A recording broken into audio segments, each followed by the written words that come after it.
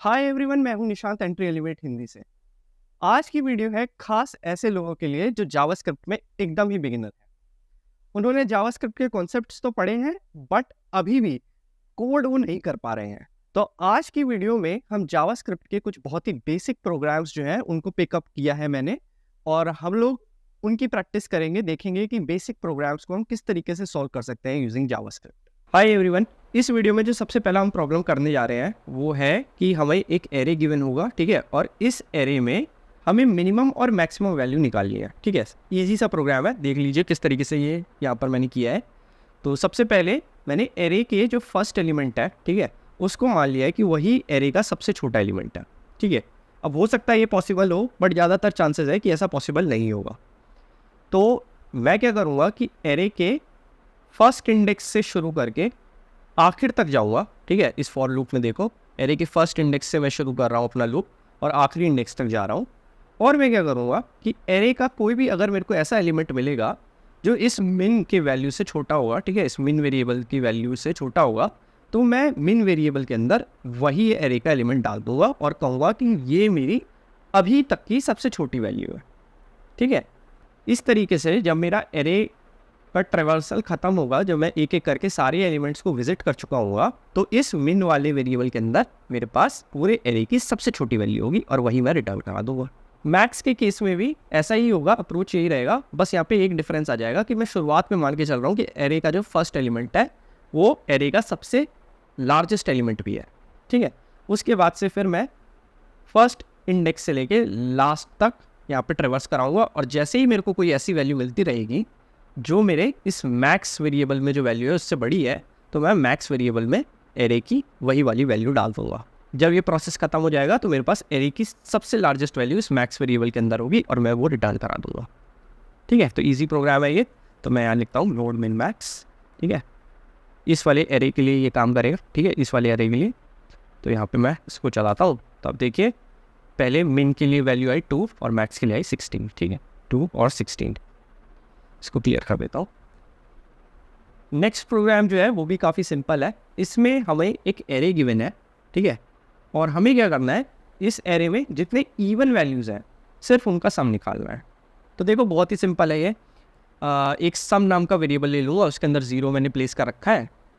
अब मैं एरे के सारे एलिमेंट्स को एक एक करके ट्रेवर्स करूँगा, ठीक है, और देखूँगा कि एरे का वो पर्टिकुलर एलिमेंट जिसको मैं अभी ट्रेवर्स कर रहा हूँ उसको 2 से मॉड्यूलस लेने के बाद, 2 से मॉड्यूलस लेने का क्या मतलब हुआ कि मैंने 2 से डिवाइड करके देखा और देखा कि उसका रिमाइंडर क्या आ रहा है। ठीक है, उसका रिमाइंडर अगर 0 आ रहा है, ठीक है, तो ये इफ़ कंडीशन जो है ये ट्रू हो जाएगी, और तब मैं इस सम वेरिएबल में जो वैल्यू पड़ी होगी उसमें ये एरे की करंट जो मेरे को अभी ये ट्रू होने के बाद जो वैल्यू मिली है इसको मैं ऐड करा दूंगा इस एलिमेंट को। ऐसा कराने के बाद जब पूरा एरे का ट्रेवर्सल खत्म हो जाएगा तो इस सम नाम के वेरिएबल में मेरे पास सारे इवन वैल्यूज़ का सम पड़ा हुआ। ठीक है, तो अगर मैं यहाँ पे करूँ node sum of even values, तो आप देखो यहाँ पे 30 आ रहा है जो इवन वैल्यूज़ का सम है इस एरे के। ठीक है, अब देखो ये वाला क्वेश्चन थोड़ा समझा देता हूँ आपको, फिर देखते हैं कैसे किया जा सकता है। तो इसमें हमें एक एरे गिवन होगा, ठीक है, और हमें एक टारगेट वैल्यू गिवन होगी। हमारा टास्क ये है कि हमें इस एरे में से, ठीक है, हमें इस एरे में से किसी भी 2 एलिमेंट्स का इंडेक्स हमें बताना है जिनको सम करने पे यहाँ पे ये टारगेट वैल्यू जो है इसके बराबर आ रहा है। जैसे यहाँ पे 1 + 9 को अगर आप सम कर दोगे तो 10 आ जाएगा। ठीक है, तो यहाँ पे इसका एक रिजल्ट का आंसर हो सकता है 0 और 8। ठीक है, क्योंकि ये 8th इंडेक्स पे है और ये 1 0th इंडेक्स पे है। या फिर 2 + 8, इसको भी सम करने पे 10 आता है, तो इसका आंसर ये भी हो सकता है 1,7। ठीक है, या 3 और 7, तो इसका 2,6 ये भी आंसर हो सकता है। तो इस तरीके से मेरे को कोई भी एक पेयर का इंडेक्स रिटर्न करना है जिसको सम करने पे ये टारगेट वैल्यू के बराबर यहाँ पे आ रहा है। ठीक है, तो देखो कैसे किया जा सकता है। मैंने यहाँ पे एक रिजल्ट नाम का एक एम्प्टी एरे यहाँ पे क्रिएट कर रखा है, इसी को मैं रिटर्न करूँगा एज रिटर्न वैल्यू, यही रहेगी मेरी।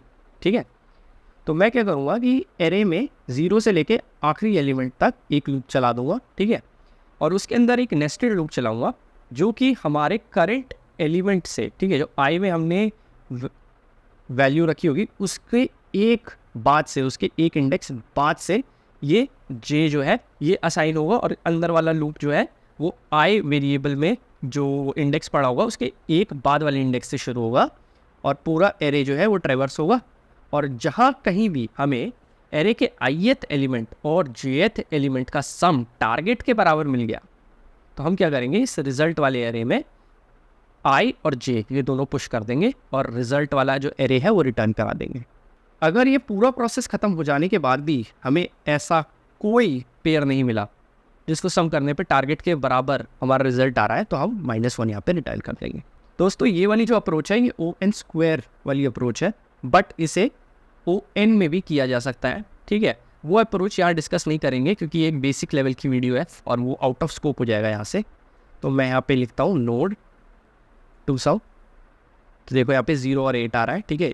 ये 0 पे यहाँ पे 1 पड़ा है और 8 जो इंडेक्स है उस पर 9 पड़ा है, तो यहाँ पे इन दोनों का सम 1 और 9 का 10 आ रहा है, ठीक है। अगला प्रोग्राम देखो, अगला प्रोग्राम है कि हमें एक नंबर गिवन होगा और हमें ये पता लगाना है कि वो नंबर जो है वो आर्मस्ट्रॉन्ग नंबर है कि नहीं। तो देखो आर्मस्ट्रॉन्ग नंबर क्या होता है वो एक्सप्लेन करता हूँ, एक एग्जांपल देता हूँ। ये 153 ना, ये एक आर्मस्ट्रॉन्ग नंबर है। आर्मस्ट्रॉन्ग नंबर कैसे है वो बताता हूँ आपको। सबसे पहले आर्मस्ट्रॉन्ग नंबर निकालने के लिए आप जो भी आपको नंबर है उसका आप नंबर ऑफ डिजिट निकाल लीजिए कि उसमें कितने डिजिट है टोटल। तो यहाँ 153 में 3 डिजिट है। अब उसके हर एक इंडिविजुअल डिजिट को, जैसे यहाँ पे 153 में इंडिविजुअल डिजिट है 1, 5 और 3, इसको जो नंबर ऑफ डिजिट है उसका पावर ले लीजिए, ठीक है। जैसे यहाँ पे 1⁻3, 5⁻3 और 3⁻3। तो 1⁻3 आएगा 1, 5⁻3 आएगा 125 और 3⁻3 आएगा 127। अगर इन सारी वैल्यूज़ को ऐड करने पे ये 153 आएगा यहाँ पे, तो ये 153 जो कि ओरिजिनल आर्मस्ट्रॉन्ग नंबर के बराबर है ये आ गया। तो इसका मतलब ये है कि जो हमारा ये नंबर हम शुरुआत से लेके चले थे ये एक आर्मस्ट्रॉन्ग नंबर है, ठीक है। तो देखो ये किस तरीके से प्रोग्राम काम करेगा। तो यहाँ पे सबसे पहले मैंने एक सम ले लिया है वेरिएबल, इसमें मैंने 0 रखा है फ़िलहाल के लिए, ठीक है। ये सम जो है ये पावर होने के बाद जो ये वैल्यूज़ आएंगी इनके सम के लिए है, ठीक है। और एक टेम्प नाम के वेरिएबल में टेम्परेरीली ये नंबर स्टोर करा लिया है, ठीक है। अब देखो नंबर ऑफ डिजिट निकालने के लिए, क्योंकि यहाँ पे हमें नंबर ऑफ डिजिट निकालना ज़रूरी है, उसी से तो पावर करेंगे। तो इसके लिए देखो ये बहुत ही क्लेवर तरीका है, ये math.log10 नंबर ले लो, ठीक है। तो जैसे अगर मैं कहूँ 100, ठीक है, तो आपको पता होगा कि 100 का जो log 10 होता है, ठीक है, log 10 ऑफ 100, ठीक है, वो होगा 2। सिर्फ 100 का ही नहीं, किसी भी 3 डिजिट नंबर का जो log 10 होगा वो 2 ही निकलेगा, ठीक है। और किसी भी n डिजिट नंबर का जो log 10 निकलेगा वो निकलेगा n-1 for every n digit number. तो अगर हम यहाँ पे log 10 लेके उसमें 1 ऐड कर दें, ठीक है, और उसका math.floor ले ले ताकि वो वैल्यू इंटीजर में कन्वर्ट हो जाए, तो यहाँ पर इस तरीके से हमें नंबर ऑफ डिजिट बहुत ही आसानी से पता चल जाएगी, ठीक है। इसी का मैंने यूज़ किया है यहाँ पे, ठीक है, और इसको एक पावर नाम के वेरिएबल में स्टोर करा लिया, POW नाम के वेरिएबल में। अब मैं क्या करूँगा, ये जो टेम्परेरी वेरिएबल में मैंने ये नंबर डाला था इसमें 10 से मॉड्यूलस लेते जाऊँगा, जिससे मेरे को आखिरी डिजिट पता चलता रहेगा, ठीक है। और मैं उस डिजिट में ये पावर से जो मेरे को वैल्यू पता चली इसको मैं पावर लेता जाऊँगा। इस तरीके से 2 बार स्टार साइन से पावर ले सकते हैं जावास्क्रिप्ट में, ठीक है। इस तरीके से यहाँ पे डिजिट का ये पावर होता जाएगा और वो ऐड होता जाएगा सम नाम के वेरिएबल में, ठीक है। ये स्टेप होने के बाद हर बार मैं टेम्प में 10 डिवाइड कर दूंगा, ठीक है। इससे क्या होगा, मेरा जो नंबर है उसमें से लास्ट का जो डिजिट है वो रिमूव होता जाएगा।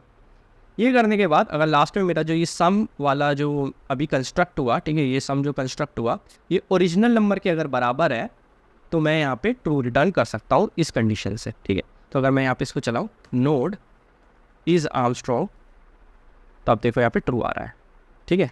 अगर मैं किसी और वैल्यू के लिए ट्राई करूँ, जैसे 152 के लिए ट्राई करूँ और ये चलाऊँ नोड इज़ आर्मस्ट्रॉन्ग, तो आप देखो फॉल्स आ जाएगा, ठीक है। आखिरी सवाल देखते हैं, ये भी बहुत सिंपल है। एक हमें एरे गिवन है और हमें उसका एवरेज निकालना है। बहुत ही इजी सवाल है ये। सम नाम का एक वेरिएबल लेंगे, ठीक है, पूरे एरे को ट्रैवर्स कराएंगे, सम के अंदर सारी वैल्यूज़ को ऐड कर देंगे। एवरेज निकालने के लिए क्या फॉर्मूला होता है, सारी वैल्यूज़ का सम कर लो और जितनी नंबर ऑफ वैल्यूज़ है उससे उस सम को डिवाइड कर दो। तो यहाँ पे नंबर ऑफ वैल्यूज़ जो है वो एरे का लेंथ होगा। तो यहाँ सम डिवाइडेड बाय एरे लेंथ करके मैं यहाँ पे एवरेज निकाल सकता हूँ। तो यहाँ पे अगर मैं करूँ लोड फाइंड एवरेज,